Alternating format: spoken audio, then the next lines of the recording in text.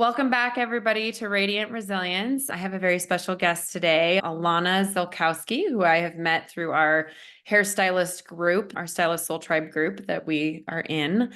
Alannah is a hairstylist, salon owner, and website designer specifically for hair salons and hairstylists. She lives all the way in Edmonton, Alberta, Canada, and has been in the hair industry for over 15 years. In her personal life, Alannah is an amateur beekeeper. I don't think I knew that about you. That's fun. Scuba diver and occasional snowshoer. She's a dog mom, plant lover, and world traveler. She travels to the Philippines to volunteer with Hair Aid, an Australian charity which teaches women basic haircutting skills so they can earn an income and support their families. So that's where we're going to go today. It's going to be a little bit of a lighter conversation, I think. We'll see how it goes. But so Alannah, welcome and tell us about Hair Aid. Hi, thank you so much for having me on here and being able to share the amazing charity that Hair Aid is with your audience. Yeah. Where did you want to get started? I don't know. Why don't you talk about how you found out about Hair Aid? And yeah, also Alannah travels a lot like me. She goes to a lot of different countries and goes for long periods of time. So this is something that was right up her alley with helping these people. So maybe talk about Hair Aid first, what it is, how you found it, and then we can go into where you've been and your experiences. Okay, so Hair Aid, like you said, it's an Australian charity that teaches women basic haircutting skills so they have the ability to earn an income and support their family. So they've been around for about 13 years and they have volunteer projects in Thailand, Cambodia, Indonesia, the Philippines, and recently they just expanded into Guatemala. And I actually heard about them probably about 6 years ago now. And Tabitha Coffey, who we all know and love, she's my idol. I grew up watching Tabitha Salon Takeover, and just an absolute inspiration. So she volunteered with Hair Aid in the Cambodia project about 6 years ago, posted about it on her social media, and that's the first time that I'd heard of Hair Aid. Okay. I was like, what is this amazing organization?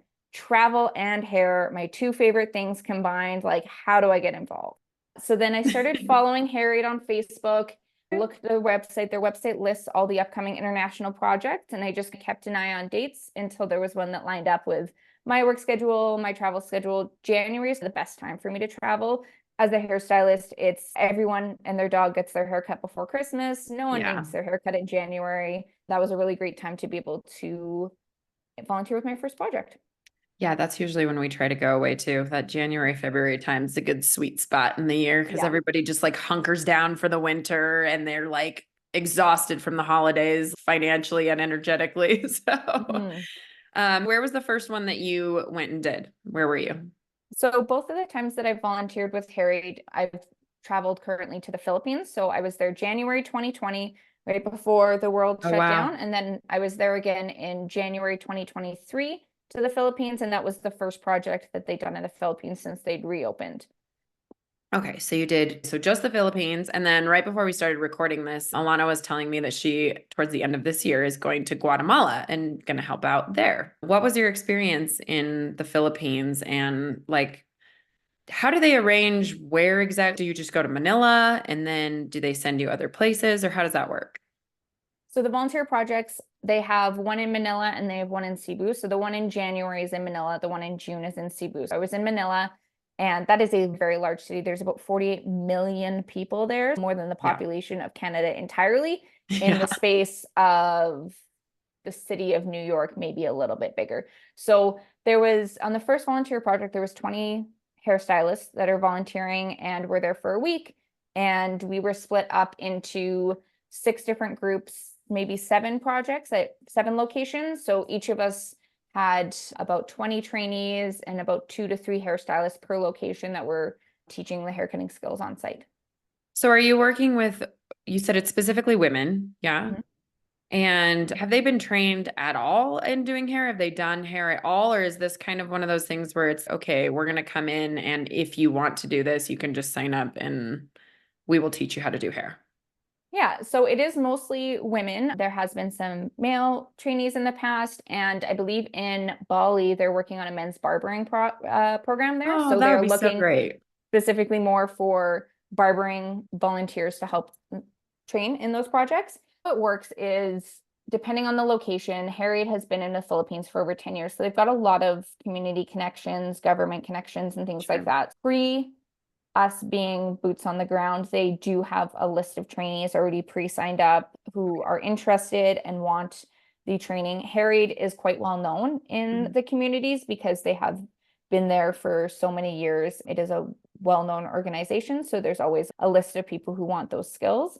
And they have no training, typically no training whatsoever. Day one, you are teaching them how to hold your scissors, how to hold your comb, how to sanitize and take care of your tools, how to greet a client, how to drape a client, how to do your classic 4-quadrant sectioning. And then you teach them a basic one-line haircut, so a basic blunt haircut. And Yep. by the end of day one, they have all cut at least one haircut on a live model, one length blunt haircut. By the end of day one, they have Okay. cut someone's hair. It is inspiring and amazing to see just how quickly they pick up the skills. Yeah, that's amazing. So how many days do you usually do there? So the volunteer project is a week in total, Okay. and the training is 5 full days. Day one is the basics, straight length haircut, a one length haircut. Day two is layering. And no, sorry, day two is diagonal back, diagonal forward. Day three is layering. Day four is short haircut, men's haircut. And day five is catching up on models and graduation day. Oh, wow. So Yeah. then they have the skills and they can go out and just do this in their community.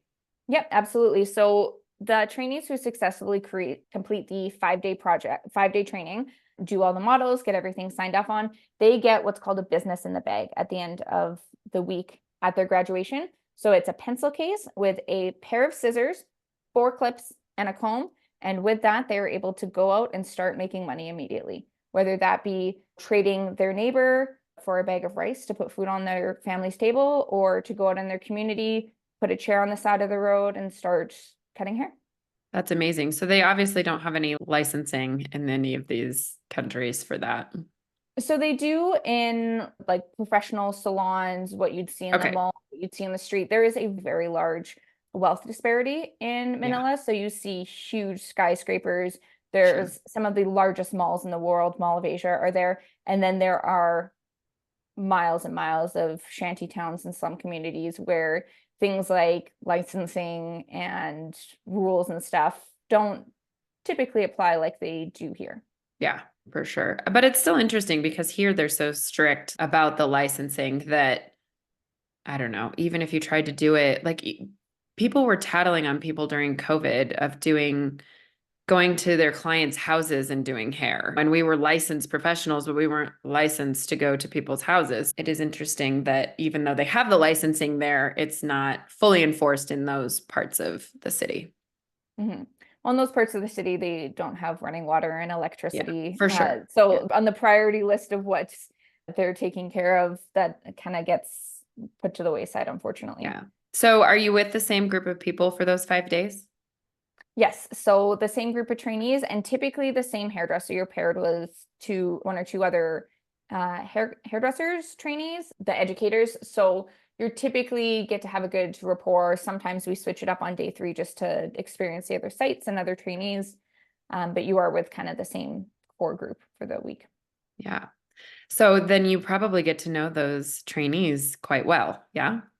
Oh yeah, definitely. You definitely really bond with them and build relationships over that week. And it's a very intense experience and it is very intense learning and very focused. So it's amazing how much change in a week. Do you get to know their life stories a little bit more? Do you get to talk a little bit about that? Yeah, when I was in the Philippines and volunteering, both of the times I was at a drug rehabilitation facility.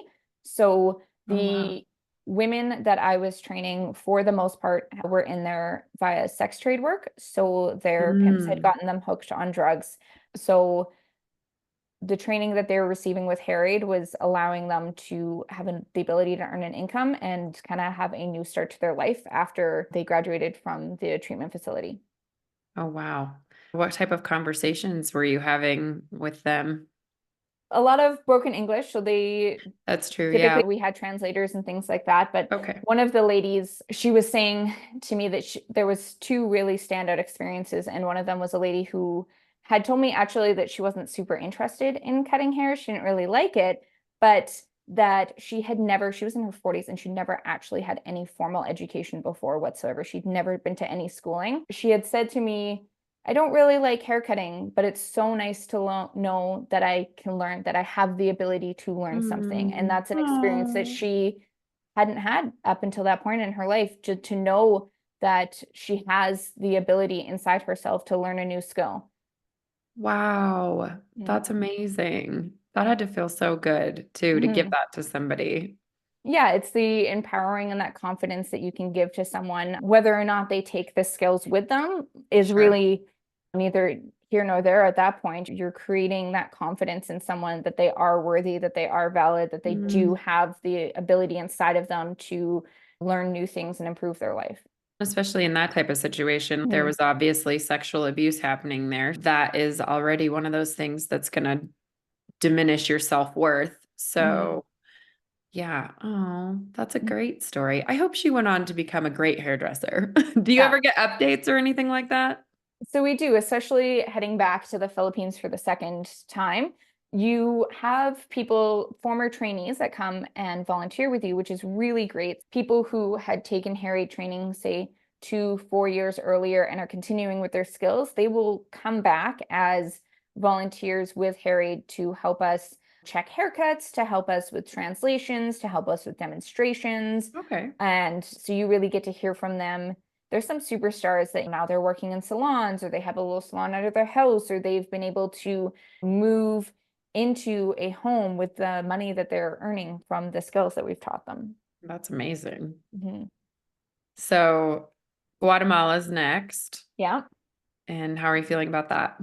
I'm really excited. I'm actually going to be booking my flights after our interview here today because it's been on my to-do list for a while and I got the notification that the prices are going up. So I've got to get on that. But I'm very excited to go to a new location. I absolutely love the Philippines and I've learned a little bit of Tagalog. The Filipino people are beautiful and wonderful. It's such a gorgeous country.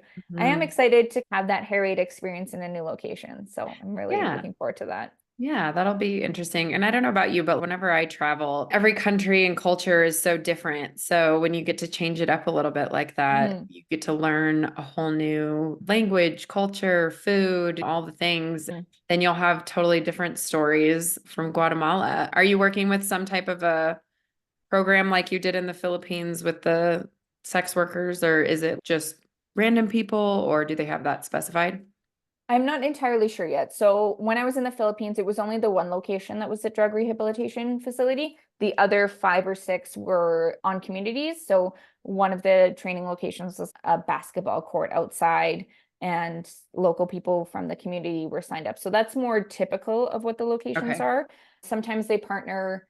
One of the other locations was the Project Pearls in the Philippines, which is an organization that helps women escaping domestic violence. Okay. So they had partnered specifically with them and were training the women that were in their facility so that they also had an ability to earn an income and support their families without needing to have that male influence in their life that they're moving Mm. away from.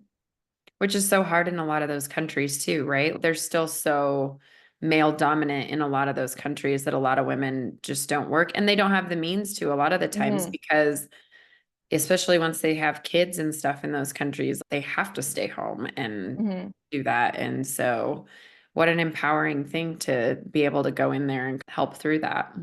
Hmm. Yeah, I'm not entirely sure what the partnerships and locations will be in Guatemala, but maybe we'll have to hop on and I'll show you the experience afterwards. Yeah, that would be really great. And I loved Guatemala. We went last year and it was just, it's a lovely country. It's actually one of our top favorites of Latin America. Yeah, it's got a lot of really cool. I know you won't be traveling around a ton, but it'll still be a great experience. And the people are lovely too. I know the Philippines are known for being like they're very well known for being the nicest people in the world. Yeah, So I so bet that was, welcoming. and it's so true. When we went years ago, I felt that very much, very Mhm. hospitable, very kind. Do you want to talk about any more of your like travel experiences or is there anything that stands out to you that was, hardships in other countries or I don't know. I think traveling in itself, like with Harried more, but just traveling in general really expands your view of the world, right? Mhm. So Canada, US, very similar. We're different in some ways, but we're first world countries, right? We know poverty and we know people who have experienced hardships, but poverty in other places of the world is just incomprehensible until you've seen it and then seen what privilege that we have here. I think traveling is just a beautiful way to really expand your horizons and see that the way that we do things is one way of doing things, but it's not necessarily right or wrong. Other places on the other side of the world do things differently, and we may not agree with them, but they're also probably doing it successfully and they're Yeah. happy about it. So seeing that there's other ways of doing things, I think, is a really beautiful way to expand how we do things. And to just see how other people live, because Yeah. we are also such Canada, not as much population wise, but as much as the US, but we're just such, the US here is such a big country and Mhm. we're very isolated with just Canada on one side, like you said, which is not culturally dramatically different, economically very different. And then Mexico on the other side, which is very different, but most people just go to the all-inclusive Cancun resorts and Mm. don't get out to see actual Mexico.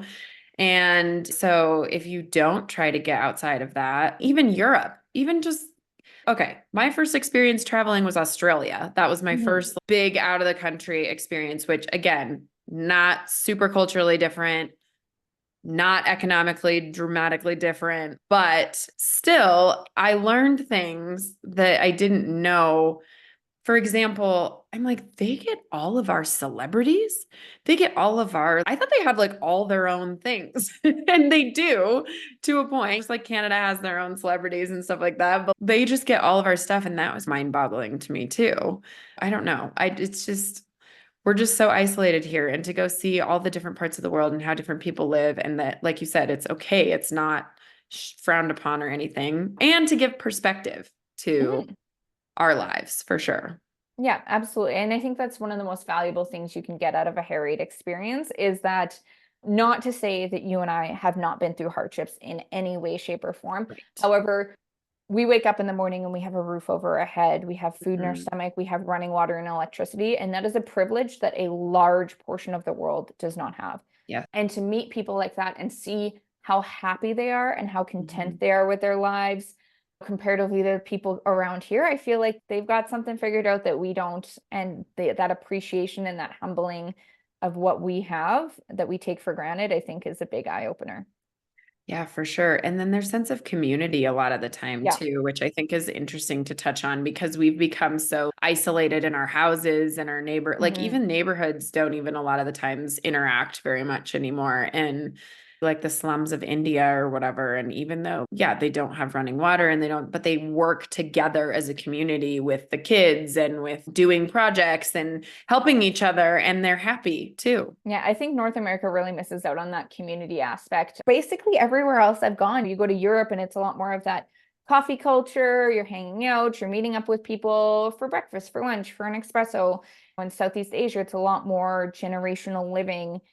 You are walking to the grocery store every day to get your food, whether that be in a high-end area or low income. That's really way more normalized than it is here. And we're just so isolated. Like you said, how many people know their neighbors comparatively to the rest of the world where people are playing out in parks and running to the neighbors, and that sense of community that is really way more established Yeah. everywhere else in the world.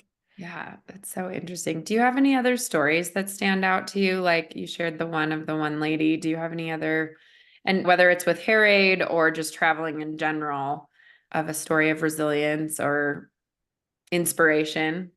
There's actually one of our harried volunteers that I love, Cynthia from Australia, and she's so wonderful. She's such a kind lady, and the traffic in the Philippines can be really overwhelming at first. Yes. And she had been traveling with her family before. She'd gone to Bali on vacations because in Australia, Bali is like their Mexico for Yeah. us.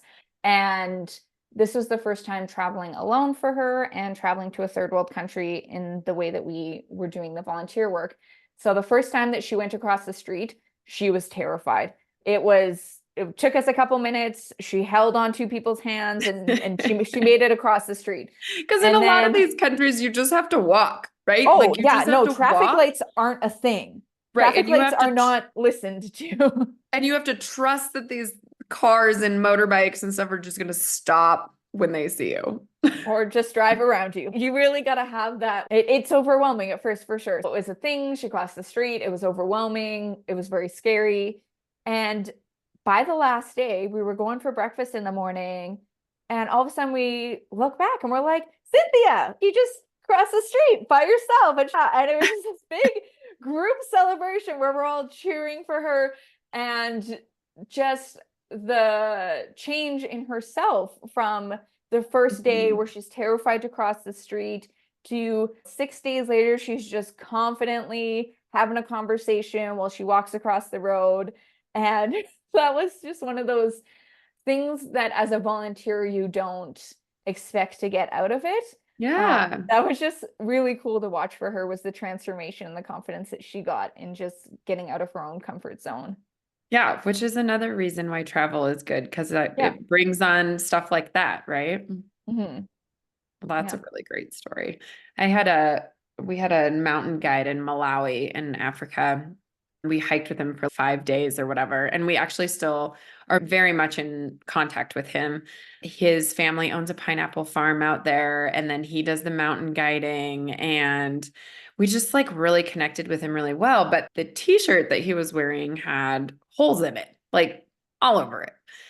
And my husband was like, his name was Robert. And my husband goes, Robert, you need a new t-shirt. And we're sitting here thinking, we've been to the markets. The markets are like, it's 50 cents for a new t-shirt, right? $1 maybe. And so my husband was like, Robert, you need a new t-shirt. That one has holes all over it. And he goes, I can't afford one, which was just like, put so many things into perspective because I was like, what? Not even like a 50-cent dollar t-shirt at the market? And he's working his tail off doing these mountain guiding trips and stuff and just not making very much money doing it. And so that really put things into perspective. And then a little bit later, we were talking about vehicles because he was saying he wanted to go be a minibus driver. That was what he wanted to do instead of the mountain guiding, and that he would have to buy his own minibus and blah, blah, blah. And it was this whole conversation. And then at one point he's, do you guys have cars? And we were like, yeah. And he's like, how many cars do you have? And I was like, oh my God, I can't even, this poor guy who can't afford a 50-cent t-shirt. I do not want to tell him that I have 3 cars at home. So it was like, it's just a story that stood out in my mind. And like I said, we still are very much in contact with him. His pineapple farm is doing very well. And he's just like the sweetest man, and he has kids and he's just lovely. But it was so interesting. We gave him a very nice tip at the end of that trip because we wanted to be helpful. But I don't know. Those are some of the kind of the stories. Do you have anything like that? Yeah, so my husband, when he was in Vietnam in February, I had flown home because I went back to work because he has the winters off, and he kept me up to date on his trips. His dad flew into Vietnam. So they had a driver that took them around to a couple of the sites in Vietnam. And one of them was my son's sanctuary, which is kind of Vietnam's Angkor Wat. It's actually older than Angkor Wat. And the pictures were absolutely stunning. And Alan was hopping on telling me how his day was. And he's sending me all these pictures with the tour guide. And so they'd hired this driver, and the driver was saying pretty much every day he goes to my son's sanctuary with the tourists and talked about his wife and his kids and everything. And we pull up and they park, and Alan was asking him a couple questions about the sanctuary. And the guy was like, oh, I've never actually been inside. And Alan said, don't you come here every day? And he's, yeah, I can't afford to go in.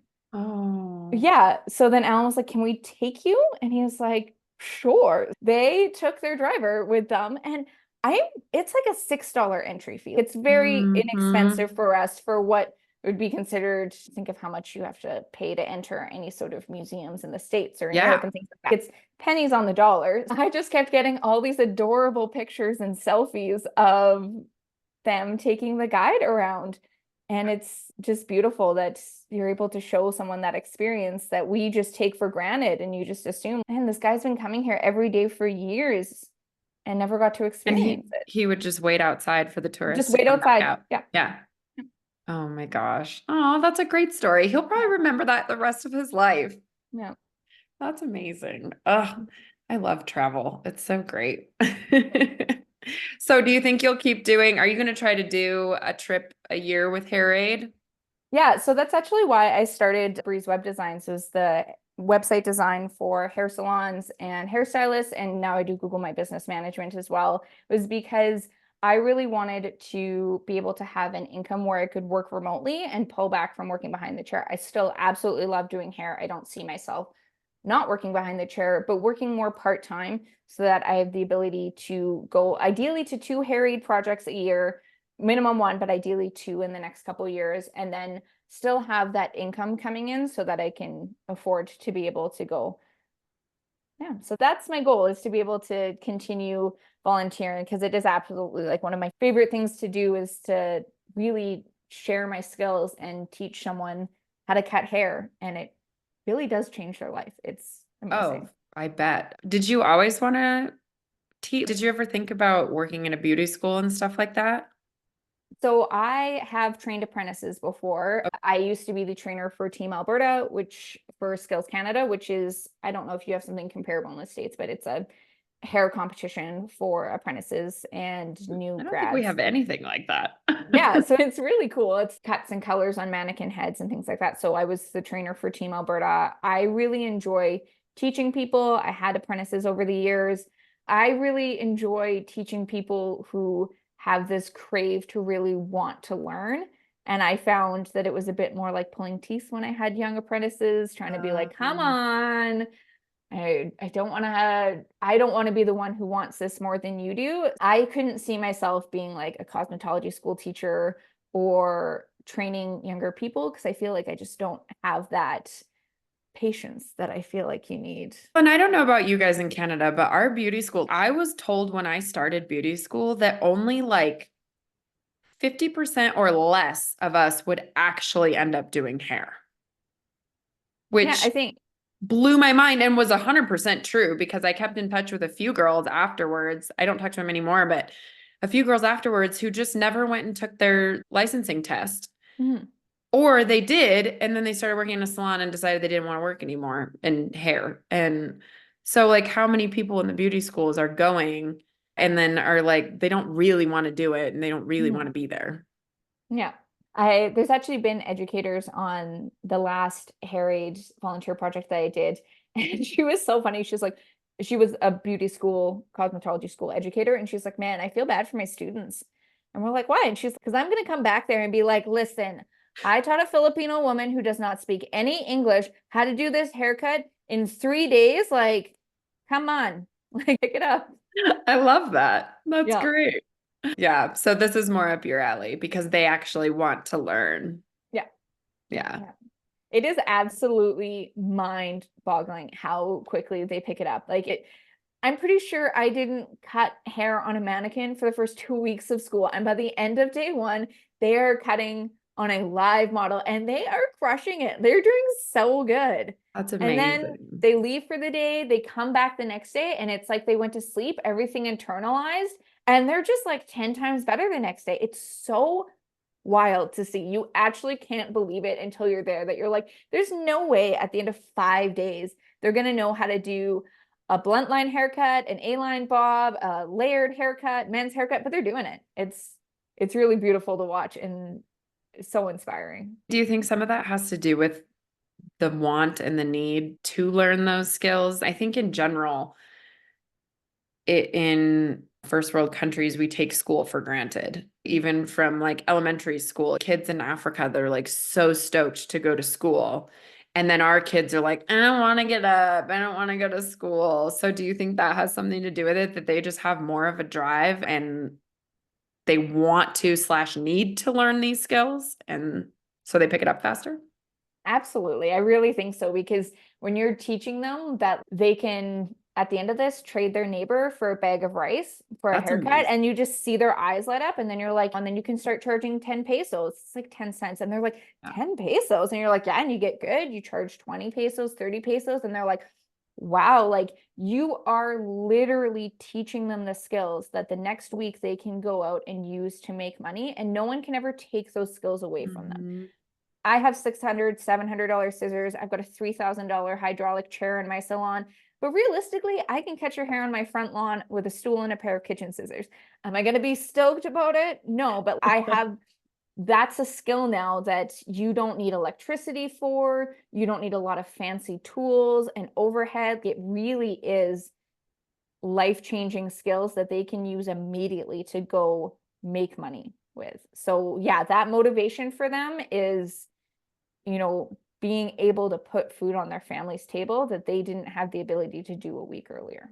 That's amazing and so empowering and so Mm-hmm. great. I didn't even think about them trading that skill for food and things like that, but that's in other countries, the bartering system is definitely more there than we're just so used to trading money for everything. So Well, cool. and one of the things, especially in the Philippines, is there is so much poverty. And like you had said with education, we take it for granted in first world countries. But in the Philippines, it's very well understood that the way to break the poverty cycle is through education. And there is a lot of government funded education, and especially with the kindergartens and like the lower elementary school, but it is all uniformed. So all the kids wear a uniform. Girls, not so much, you can tie your hair back, but for boys, there's a dress code. And part of the dress code is a military style haircut where it does not touch your collar and it does not touch your Mhm. ears. And if you come to school and you are out of uniform, as in your hair is not cut to standards, you will get sent home.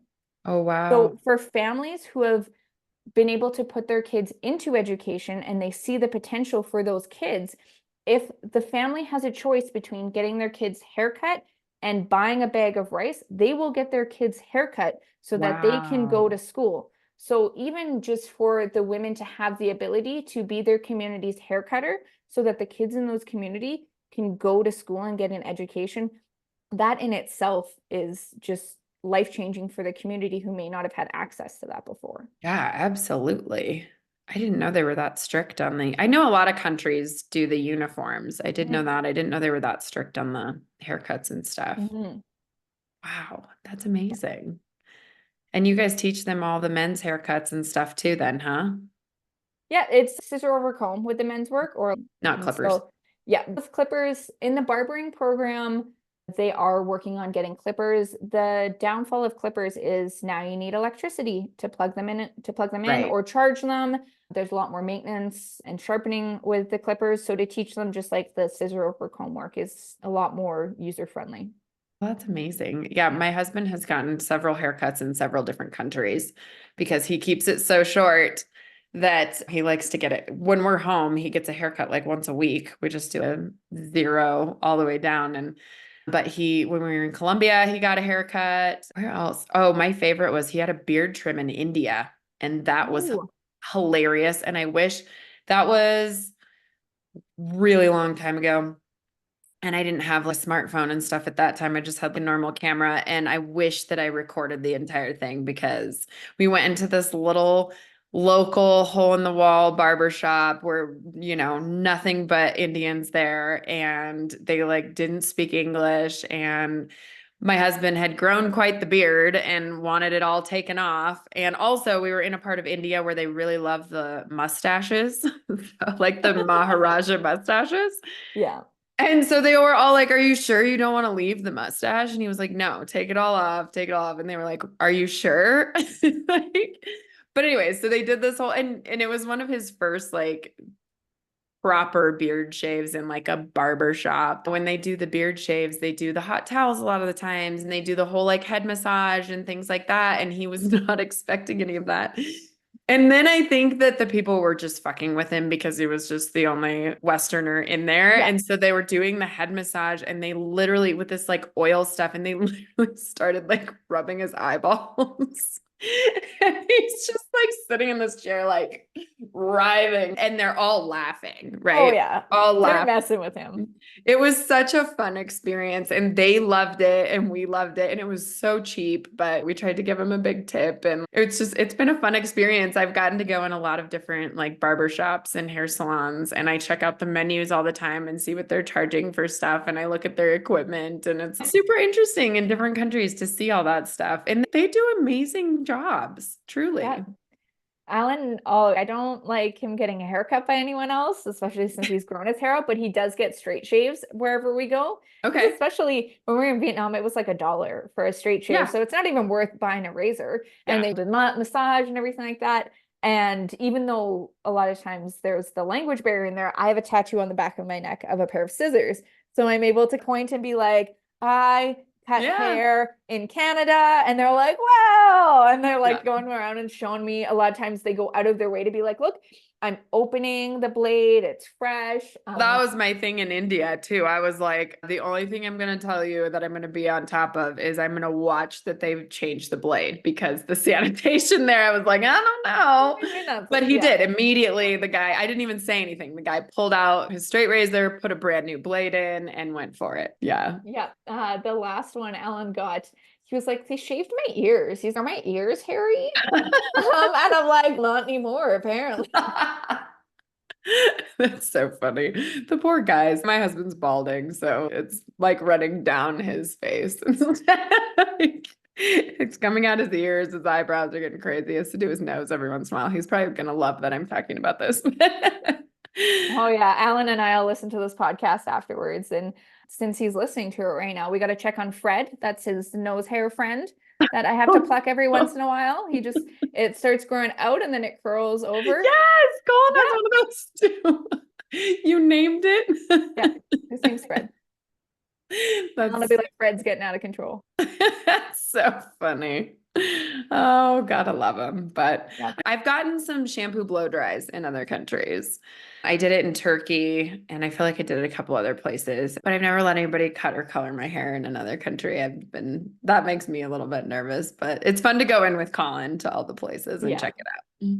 I was a haircut model, demo model in the Philippines. The first time I was there, we needed a model for I think a layer or something like that. So one of the Australian girls, Crystal, she cut my hair. So I was okay with that. And then when I was in Vietnam this past January, I got one of those head spas done that are all the rage now. Oh yeah. Aren't they really popular in Korea right now too? Yeah, they're getting popular I think they came from Korea. I think that was like more of a Asian start anyway. So literally everywhere in Vietnam does massages and now head spas. So 10 places up and down the street. So I went to a nice one. I tried it out. Personally, not my thing. I don't like other people washing and blow drying my hair on a good day. And the products were not meant for my hair type. I had to go wash it afterwards because it's pretty greasy, but oh shoot. it's a cool experience to try. Yeah. Yeah. I go the same way. Even when I go to blow dry bars here, they just don't do it the way that I would do it. I think it's just being a hairdresser, right? Yeah. Like we're just picky about that stuff. So I'm like, man, I wish I just did this myself. But it's so nice to have somebody else do it every once in a while. Yeah. But yeah, I feel like the guy, when I got it done when I did the shampoo blow dry in Istanbul, I feel like I was so excited because we've been traveling for 2 months. I don't bring a blow dryer, curling iron. Yeah. I air dry all natural when I go on my trip. So it'd been like 2 months or a month and a half of not doing my hair. And I was so excited. And he washed my hair and he didn't put conditioner in it. And so then I was like, maybe he's going to do like a leave-on or something like that. And I think he did something, but like my hair was so staticky afterwards. I was like, I do feel better, but not as much better as I thought I might. But it's just different, right? They have different hair types they work with. Is that something that you've been concerned about going to these other countries, is working on different hair types? Or are you pretty confident in all the different ethnic hair types? Yeah, so most of the time, the places that I've gone to, it's typically just straight hair. So you're not working with a lot of different curl patterns. We do touch on that a little bit in the training, but we don't go into any of the curly girl methods or anything like that. You're just teaching haircut is haircut, layers are layers. those are obviously has two. Those are more advanced techniques. We are just doing the bare basics Yeah. for the training. But I am excited to see what the different textures will be like in Guatemala, because both Mhm. times I've just gone with the Philippines, which is super, everyone's hair is just straight. So it Yeah. does make that definitely easier. Some of the downfalls are that like that overly straight hair where you see every single Every mistake. line. Yeah. That's a bit more difficult, especially with the men's cutting, where you're like, okay, I don't want to get too advanced into like point cutting and stuff like that, but there's some lines in there we need to work on. So Yeah, Guatemala will be different. They have a varying variety. They've got yeah. most of the country is like Mayan descent, but then on the eastern coast, they have a lot of the Caribbean influence there. Oh, okay. Yeah. Yeah, so it's that would be your more ethnic, curly, afro-y type hair. Hmm. So it's really interesting. But most of the country is going to be that like Mayan type hair, Yeah. probably. And I don't know if in Antigua if you'll get much of the Caribbean influence there, but you may get a few. Yeah. I'm But excited to see. I'm so excited for you. I'm excited to talk to you about it afterwards too. Yeah. But I know that we need to start wrapping up here. Do you have any like final words or final things you want to say? Or I can link everything to Hair Aid in the show notes. Just if anybody's interested in trying to do that, they can jump on there. But any final words about Hair Aid, about traveling, about anything? First of all, thank you so much for having me on here. Yeah. It was really great chatting with you. For any of the listeners, if you're a hairdresser and you're interested in volunteering with Hair Aid, they're always looking for hairdressers. You do not need to have an education background whatsoever. Everything they will help you with flights, your project costs includes accommodations, your insurance, your transportation, all of that stuff. And then for anyone who's not a hairdresser who's listening to the podcast, they're always looking for sponsorships and donations, whether that's corporate sponsorships or just an individual sponsorship. Hair Aid is a registered charity in the States, so you can get a tax receipt for any cash donations. But everything that they do is volunteer run, including all of the donations. When they get a kit at the end, like the clips, scissors, combs, everything like that, all of that's donated. So they are also looking for just any sort of support, whether that be connections, financial support. It is a really beautiful, phenomenal, impactful organization that it is still a smaller charity. So a small donation really goes a long way. There's some big charities out there where $100 or $500 is a drop in the bucket and really doesn't make a lot of impact. Whereas for Hair Aid, money like that really does go a long way in changing people's lives. I love that. I'm gonna have to get my button gear and go do one of those with you one of these times. Absolutely. Like traveling in hair. And I typically like butt end a trip on the end of it, whether it be exploring the Philippines or going to Thailand before you go to the Philippines. You can always tie in a little extra personal traveling in there as well. Yeah, absolutely. Especially if it's only 5 days. Yeah. Well, but we're people that travel much longer than the average human being. So I'm like, oh, I'm only going somewhere for 3 weeks. And people are like, only three Mm. weeks. I'm like, that's short for me. Anyways, okay. Thank you so much for coming on here and talking about that and sharing those stories. I think it's really important that we all hear those types of stories, especially people who don't do a lot of traveling. Mm. And yeah, I think you've sold me. I got to figure out one of those to do. I'm going to keep an eye on them and Yeah. see when I can do it. So thanks so much for coming on. And maybe we'll have you back after your Guatemala experience and we can talk about that and some of the experiences you had then. But Awesome. yeah. All right, everybody. Thanks for listening. And thank you, Alannah, for coming on.